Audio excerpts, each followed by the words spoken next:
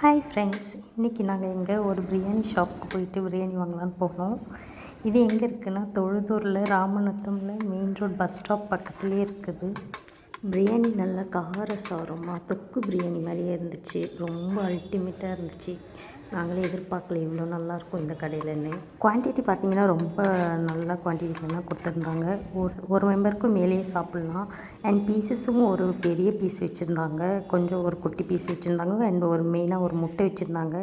வீட்டுக்கு வந்தோடனே ஃபஸ்ட்டு அது பிளேட்டில் கொட்டி பார்த்தோம்.